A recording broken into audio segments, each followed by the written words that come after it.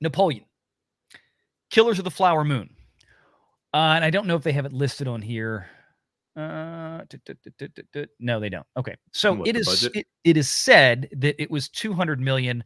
My opinion of this is a misread. There's no way that this movie cost, just like Killers of the Flower Moon. I don't believe for a second that Martin Scorsese spent $200 million filming that movie. I don't know where it went. I think what's happened here is because these are Apple-backed productions. Apple is ultimately buying these art films for Apple TV.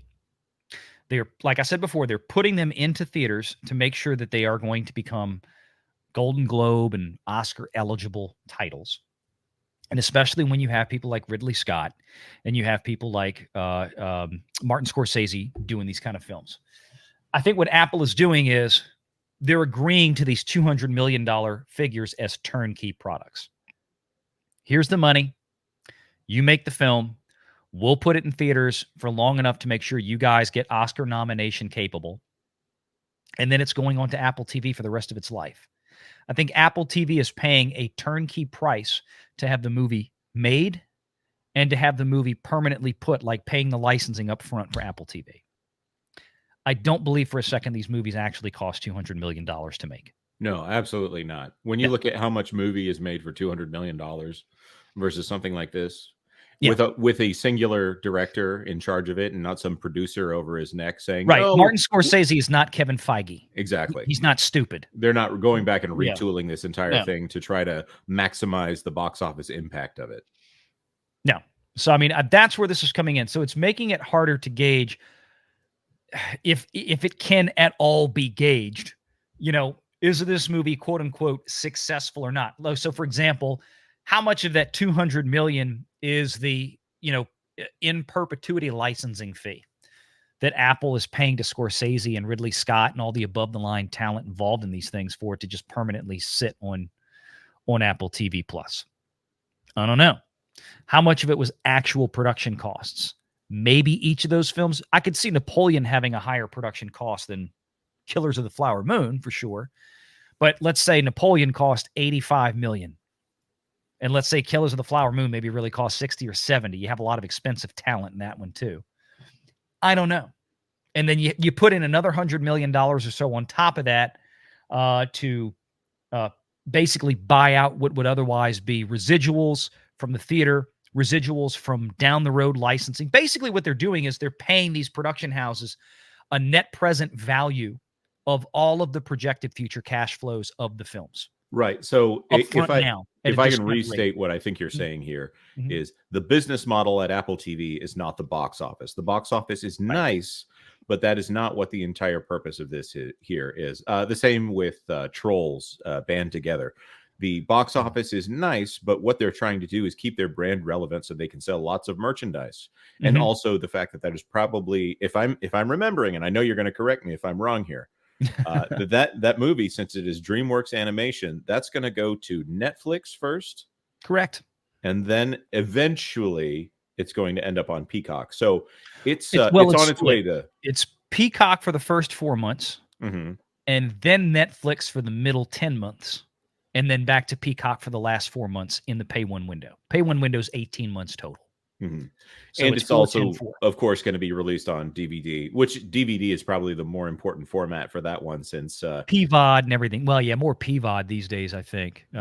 So people will go to iTunes, people will go to Vudu, or people will go to Amazon, and download the PVOD versions of these things. Yeah.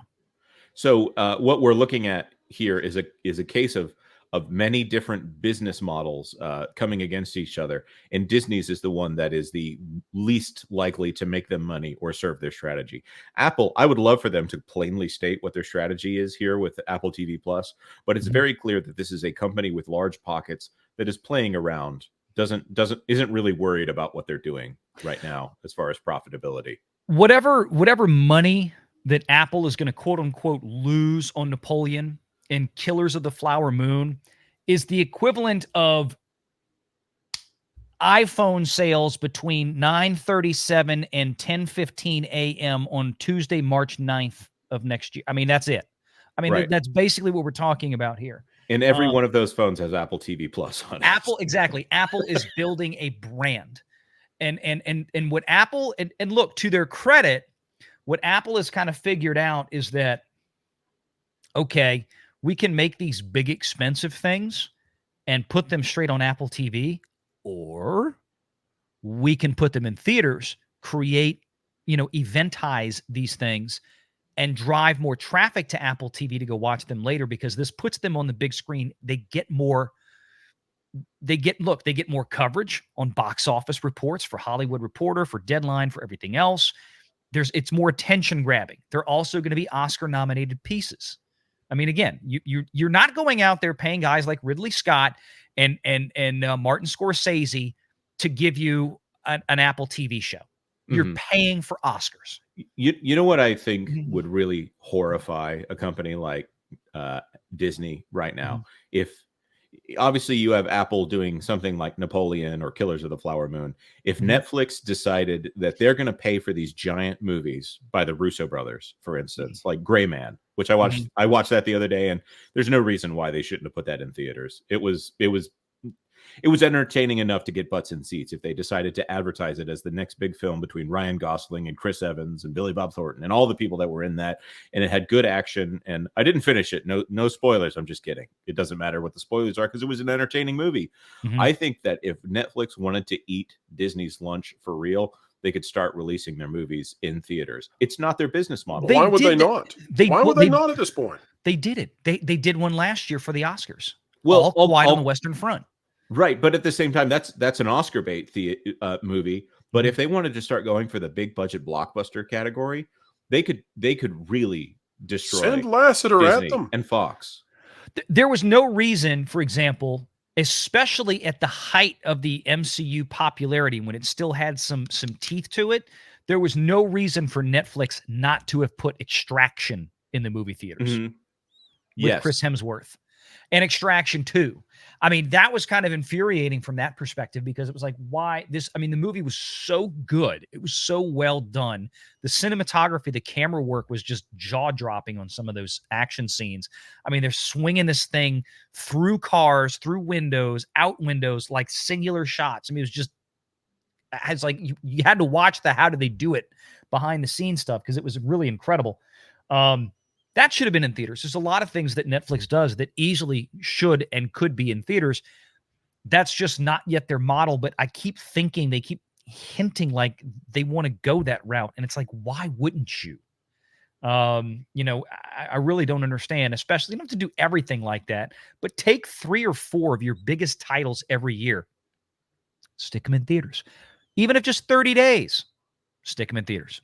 Don't go day and date, but stick them in theaters. Yeah. Right. Well, I saw a complaint the other day that we haven't had any good Christmas movies in theaters since like Elf, and that's maybe right. Apple TV should have put Spirited in there.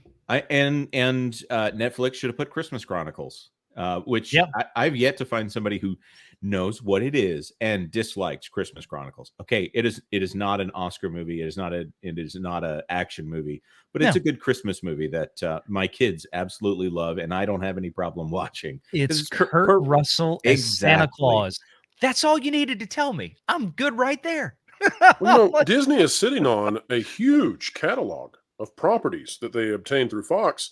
Why would Disney not be redoing Miracle on 34th Street? And you can do that for like $75 million. It's a low budget. Make a remake. Put it out in the theaters. Because get some easy money. A trans boy. Yeah. Bob, listen. If Hugh, if you're listening right now, remake Miracle on 34th Street. Don't do anything controversial whatsoever. Stick to the traditional casting. Make it diverse in the right way. Put it out there for a low budget and watch the money flow. And if I can remind you all, you've got Jon Favreau's phone number, and he made Elf the most successful holiday film of the last 20 years. That. I mean, they're a Christmas Vacation, and then after Christmas Vacation, I don't think there was anything since then, except for Elf, that has transcended that level of, you have to watch this. People say Christmas Story. I said since. Christmas Story was before all I'm saying since Christmas Vacation, we had that one. And then you had, it was 20 years later that we got, maybe 15, 16 years later, we got Elf. Wasn't that in 2004? Yeah. Listen, I know that Jon Favreau and Will Ferrell do not get along, and that's all Will Ferrell's fault. That said, it's time, finally, for the adventures of Mr. Narwhal, who was briefly mentioned and seen in Elf. Let's go. Let's do it. Jon Favreau, you can make gold out of anything. Let's have at it. Mr. Narwhal's Christmas Adventures. $50 million budget. You heard it right here, Disney. Go! Make sure you're subscribed to Valiant Renegade and join us every Sunday at 6 p.m. Eastern for the live show.